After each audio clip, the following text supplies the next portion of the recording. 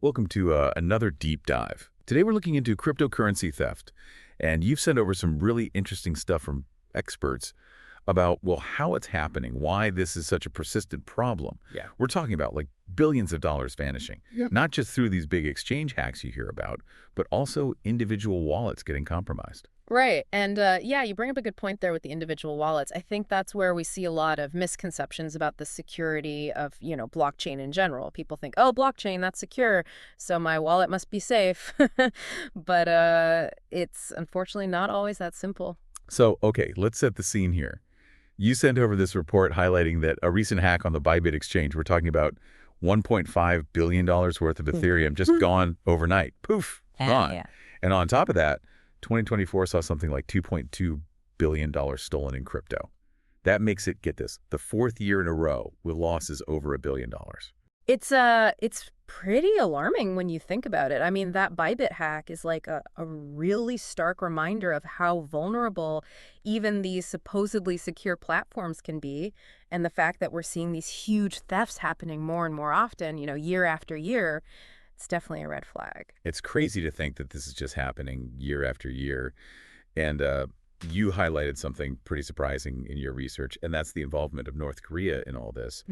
They are actually linked to something like 60% of all crypto stolen last year. Yeah. What's going on there? Well, North Korea's role in this is fascinating, right? It's not just about their technical skills, which, by the way, are pretty advanced. They've been developing their cyber warfare programs for decades at this point. Yeah. But it's also about their motivations, and Yeah. and the kind of unique position they're in. So, okay, they've got the skills, but what's driving them to target cryptocurrency so aggressively? Well, I mean, you got to consider the economic sanctions they're under. They're crippling. Crypto theft has become a really, really lucrative way for them to basically sidestep all the traditional financial systems, right? Generate revenue, avoid those sanctions. It's almost like cybercrime has become like a national strategy for them at this point. You mentioned a specific North Korean hacking group, the Lazarus Group, in your research. They've been linked to, I think it was a $625 million hack on the Ronin network. That's the network that's used for that popular online game. Right. What makes them so effective, this Lazarus Group? Yeah, the Lazarus Group it's a great example of how sophisticated these North Korean operations have actually become. They're not just like randomly targeting exchanges. They're doing their research. They're carefully picking their targets. Like with that Ronin network hack, they spent a lot of time, researching the network's validators, finding vulnerabilities, and then they used, social engineering tactics to get access to private keys. Social engineering, so like tricking people into giving up sensitive information. Right. That's scary because it means even if you've got really strong technical security in place, human error can still completely mess things up. Yeah, absolutely. And that's something we see time and time again. In another case, the Lazarus Group went after employees at a crypto company using like spear phishing emails, right? So these emails look totally legit, but they actually had like malware hidden in them disguised as job applications. And when, unsuspecting employees open those attachments, boom, their computers are compromised and the hackers basically had the keys to the kingdom. It's like something out of a spy movie. And we're not even just talking about exchanges being targeted here. Right. You sent over this article that highlights how compromised private keys, that's a major issue, it accounted for like 43% of all the crypto that was stolen last year in 2024. Yeah. And that surprised me because isn't blockchain technology supposed to be like super secure? How are these private keys getting compromised? Yeah, you're right. Blockchain itself, it's incredibly secure, but a lot can go wrong at the endpoints, right? Like where individuals are actually interacting with the technology. Right. So think of your private key as like the master key to your crypto vault. Okay, if someone gets their hands on that key, game over. They have complete control over your funds. So how are these keys actually being stolen? Is it like all super high-tech hacking? Sometimes, but often it's surprisingly low tech. Actually, you mentioned, in our notes that you were interested in those like smaller altcoins. Are you? Well, some of them are much more vulnerable to what's called a 51% attack. 51% attack. Yeah. I vaguely remember reading about that. What exactly does that mean? It's a little bit complicated, but basically if someone can get control of more than half of the computing power that's involved in mining a certain cryptocurrency, they can basically manipulate the blockchain to their advantage. So think of it as like rewriting the ledger, right? to make it look like they have way more coins than they actually do. Hold on, someone can actually rewrite the ledger. I thought the whole point of blockchain was that it was immutable, like unchangeable. It is, in theory. But in practice, if someone controls enough computing power, they can kind of take temporary control over the network and start manipulating transactions. And this has actually happened before. Back in 2019, that cryptocurrency exchange, Gate.io, they experienced a 51% attack. And these hackers, they managed to manipulate confirmations to steal, I think it was around 200,000 coins. Wow, so even the blockchain itself can be compromised under certain circumstances. But back to the private keys, you were saying they're being stolen. Right, and the methods are often surprisingly simple. One really common tactic is phishing, right? Yeah. Where these criminals create fake websites or send emails that look almost identical to the legitimate ones, like your crypto exchange or wallet provider. Oh, wow. They trick you into entering your private key on that fake site, and boom, they've got access to your funds. So it's all about being super cautious and, like, double-checking everything before you enter any sensitive information online. Exactly. And remember, any legitimate company, they're never going to ask you for your private key directly. So if someone's asking for that, it's a scam, guaranteed. So phishing scams, that's one way these criminals are getting those private keys. What other tricks do they have up their sleeve? Well, malware is another big one. They might trick you into downloading something that seems totally harmless, like a game or a software update or even, a crypto trading tool. But hidden inside, there's this malicious code designed to steal your credentials. It's amazing how creative these criminals can get. Yeah. But let's switch gears for a second here. You mentioned in our prep that you've been doing some research on these things called hardware wallets, or like physical devices that store your keys offline. Right. Can you tell me more about those? Yeah, hardware wallets, they're kind of like having your own personal Fort Knox for your crypto. They offer a much higher level of security than just a regular software wallet because your private keys never actually touch the internet. So it's like taking your crypto off the grid, essentially. Exactly. Think about it like with a software wallet, your keys are stored on your computer or your phone, which are always connected to the internet, right? Right. So that makes them vulnerable to malware, hacking, all that stuff. But with a hardware wallet, your keys are stored on this dedicated device that's not connected to the internet. That makes sense. It's like having, your money in a bank vault versus carrying it around in your pocket. Right. But what about, like, convenience? Are hardware wallets a pain to use? Well, they used to be a little bit clunky, I'll admit. But they've really come a long way in recent years. A lot of them now have pretty sleek designs, intuitive interfaces. And you mentioned, in your notes that you're really prioritizing security. So for you, that extra peace of mind is probably worth a little bit of inconvenience. Yeah, you're reading my mind. I'm definitely prioritizing security over convenience when it comes to my crypto. Are there any specific hardware wallets that you recommend? Yeah, there are a few really popular ones out there, like Ledger and Trezor. They both have great reputations for security and reliability, and they offer different models at different price points, so you can kind of pick and choose what works best for you. Okay, so hardware wallets definitely going on my to-do list. But what about exchanges? You sent over some research that shows that even with all the security efforts they're making, exchanges are still a prime target for these hackers. Yeah, I mean, it's kind of that classic, where the honey is, the bees will swarm situation. Exchanges hold huge amounts of cryptocurrency, so naturally they're going to be tempting targets for criminals. And we've seen some pretty high-profile exchange hacks in recent years. What are some of the common vulnerabilities that these hackers are exploiting? Well, one common one is just weak code. If there are flaws in the exchange's software, hackers can exploit those to gain access to their systems and steal funds. So it's all about having those really robust security protocols in place. Absolutely. And exchanges are constantly working to improve their security measures, but hackers are always looking for new ways to, get around them. It's this constant arms race. So it's back to that cat and mouse game we were talking about. But what about human error? Can that play a role in exchange hacks? Yeah, for sure. Social engineering is a huge threat. Just like we saw with the Lazarus Group targeting individuals, hackers might try to trick exchange employees into giving up their credentials, or they might target users with those phishing scams to steal login information. So it's not just about the technology being secure, it's also about the people using it being aware of the risks and taking precautions. Exactly. Security is a multifaceted thing. It's not just one thing, and human behavior is often the weakest link in the chain. Okay, so we've got exchanges working to improve their security, individuals taking steps to protect themselves.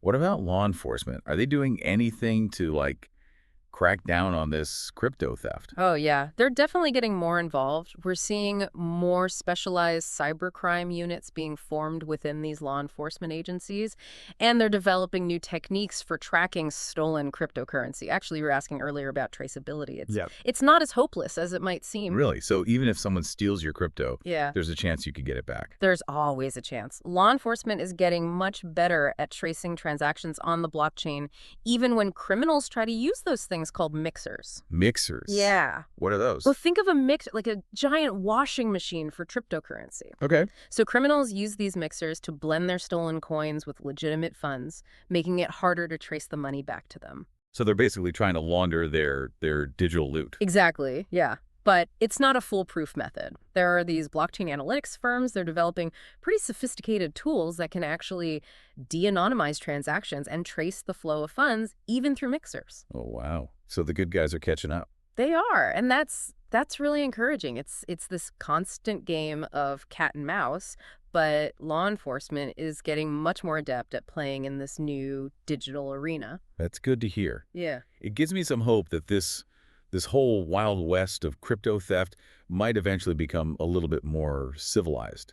But even with better law enforcement, better security measures, it seems like the ultimate responsibility still lies with the individual to protect themselves, right? You're absolutely right. Knowledge is power, especially in the world of cryptocurrency. The more we understand about the risks, the better we can protect ourselves from them. So what are some key takeaways for someone like me, someone who's interested in exploring this world of crypto, but wants to do it safely? Well, first and foremost, educate yourself. There are tons of resources out there online, libraries, that can teach you about the basics of cryptocurrency, Okay. how transactions work, the importance of security. Okay, education is key. What else? Be wary of anything that seems too good to be true. If someone's promising you guaranteed returns or these ridiculously high interest rates, it's probably a scam. And never, ever share your private keys with anyone. Got it. Education, skepticism, and guarding those private keys like they're the crown jewels. Any other words of wisdom? Yeah, diversify your holdings. Don't put all your eggs in one basket. Spread your crypto across different currencies, different platforms, just to minimize your risk. So don't bet the farm on any single coin, no matter how promising it seems. Exactly. And finally, remember that cryptocurrency, it's still relatively new, It's a constantly evolving technology. There are risks involved, so it's important to approach it with caution and a healthy dose of skepticism. So don't get caught up in the hype and, the fear of missing out. Do your research, understand the risks, and invest responsibly. Okay, that's all really great advice. But what about the future? What's next in this battle for crypto security? Are we just doomed to see billions more disappear into the ether? Not necessarily. While the challenges are definitely significant, the future of crypto security is it's far from hopeless. There's a lot of really exciting work being done on multiple fronts. Okay, this is getting interesting. Tell me more. Well, for starters, you've got cryptographers. They're constantly working on developing stronger, more resilient protocols. Protocols that make it much harder for hackers to exploit those vulnerabilities. Think of it as like building a stronger vault to keep those thieves out. Right, so it's like a constant upgrade cycle for the underlying technology itself. Right. But what about the people who are already stealing crypto?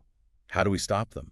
Well, that's where increased regulation and law enforcement come in. We're seeing governments around the world taking a much more active role in cracking down on crypto-related crime. It's kind of like building a higher fence around the crypto ecosystem.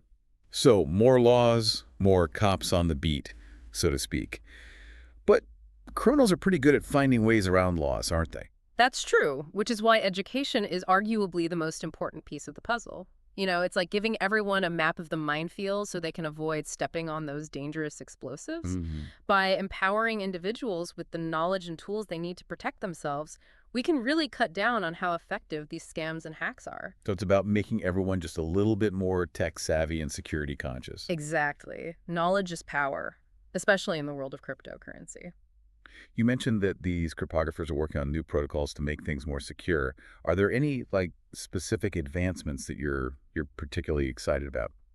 Well, one area that I think is super promising is the development of zero-knowledge proofs. Zero knowledge proofs. Yeah. What are those? So it's this cryptographic technique that allows someone to prove they have certain information without actually revealing the information itself. Okay, that sounds pretty complex. Mhm. Can you give me like a real world example? Sure. Imagine you want to prove to an exchange that you're over 18 without actually revealing your birth date. Okay. Zero-knowledge proofs could let you do that. It's like showing your ID without actually showing your ID. That's pretty wild. So it's all about enhancing privacy and security at the same time. Exactly, yeah. And this technology has the potential to really revolutionize how we interact with cryptocurrency, making those transactions much more secure and private. Sounds like something straight out of a sci-fi novel. But getting back to reality for a second, I keep thinking about the fact that this technology is still pretty new.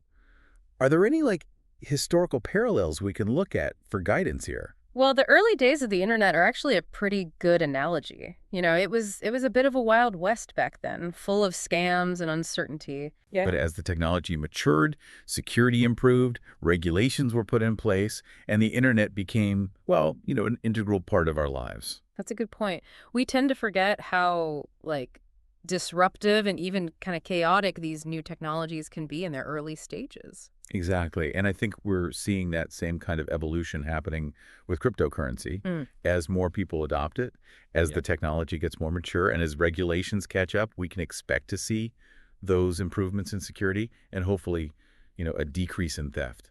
It's a process. These things take time. So you're optimistic about the future of crypto despite all the challenges that we've been talking about. I am cautiously optimistic. I think the potential benefits of cryptocurrency are just too significant to ignore.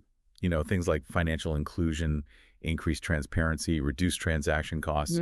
But we have to be realistic about the risks and work together to mitigate them. So it's about finding that balance, right? Yeah. Embracing the innovation but acknowledging those potential pitfalls. Exactly. And that's where informed individuals like you come in. You know, by understanding the risks and taking the right precautions, you can help shape a future where cryptocurrency is a safe, secure, and accessible tool for everyone. Well said. But before we get too carried away with, visions of crypto utopia, I want to bring us back down to earth for a minute. We've been focusing a lot on the technical side of crypto theft, but what about the human element? People are still falling for scams, giving away their keys, making these careless mistakes. How do we address that? Yeah, that's the million-dollar question, isn't it? Technology can only do so much. Ultimately, it comes down to individual responsibility and education. So we need to be our own best advocates when it comes to crypto security. Absolutely, yeah. We need to be skeptical, right? Especially those get-rich-quick schemes, protect our private information, use strong passwords, all that good stuff. It's like developing good digital hygiene habits, just like we do in the real world, right? Yeah, couldn't agree more. And actually, that brings up something you specifically mentioned in your research, this whole idea of education being key to mitigating risk. It's one thing to just know about scams in general, but understanding the specific tactics used in the crypto world, that's really crucial. You're right. And I'm a little embarrassed to admit this, but one of the articles you shared actually opened my eyes to something called a dusting attack. I had no idea this was even a thing. Yes, dusting attacks. Those are sneaky. That's a really clever way for these criminals to try and, unmask you on the blockchain, essentially. So what they do is they send tiny, tiny amounts of crypto, like, fractions of a penny, Right. to a whole bunch of different wallets, including yours. And they do this because, Well, because once that dust is in your wallet, they can start tracking your transactions and try to connect your wallet to your real world identity. So it's a way for them to figure out who you are and then potentially target you with more sophisticated scams or even, real world threats in some cases. wow, I had no idea that something so, seemingly insignificant could be used for such nefarious purposes. Yeah, it's a good reminder that in the crypto world, even those tiny little details can have a big impact. And that's why education is just so important. The more you know, the better you can spot these attacks and protect yourself. Okay, so we've got dusting attacks, phishing scams, malware. It's a lot to be aware of. But I have to ask, with all these risks, is cryptocurrency really the future of finance? Or is it just too dangerous for the average person? That's a great question, and it's one a lot of people are grappling with right now. I think it's important to remember that, cryptocurrency is still in its infancy. We're really in the early stages of what could be a massive technological revolution. And revolutions are rarely smooth or predictable. Like we were saying before, it's kind of like those early days of the internet, right? Exactly, yeah. I mean, there were plenty of bumps in the road back then, but the internet ultimately, it transformed the way we live, the way we work, the way we communicate. I really believe that cryptocurrency has that same potential to be just as transformative, but it's going to take time. It's going to take innovation, and it's going to take a collective effort to really overcome these challenges. So it's not a question of if cryptocurrency will become mainstream, it's a question of when and how. Exactly. And I actually think the how is the most important part of that equation. We need to create a future where cryptocurrency isn't just for the tech savvy, the risk takers, but for everyone, a future where it's safe, it's accessible, and it truly empowers individuals. That's a future I can definitely get behind. But Yeah. but what role do you see governments playing in this evolution? I think governments have a really crucial role to play here. We need clear regulations that, strike that balance of protecting consumers while also, fostering innovation. We need law enforcement agencies that are equipped to deal with the unique challenges of cybercrime in this space.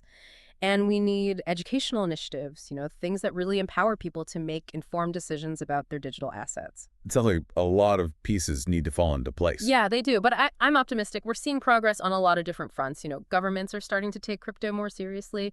The industry itself is maturing. I really do believe that we're on the verge of a new era for cryptocurrency, one where it becomes a much more integral part of our lives. Well, I certainly hope you're right. Right. But even if the future is bright, there's no denying that right now, in the present, there are some very real risks involved in this crypto space.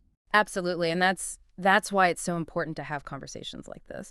To raise awareness, to educate ourselves, and to really have an open and honest dialogue about both the challenges and the opportunities that lie ahead. Well said. I think this deep dive has been incredibly insightful, and I hope you feel the same way. We've covered a lot of ground today. Everything from the technical details of how this crypto theft is happening to the broader implications for the future of finance. Yeah, it's been a pleasure sharing these insights with you. And to our listener, thank you so much for providing such thought-provoking material. We hope this deep dive has given you the knowledge and tools you need to navigate the crypto world safely and confidently. And remember, knowledge is your best defense. Stay informed, stay vigilant, and stay curious.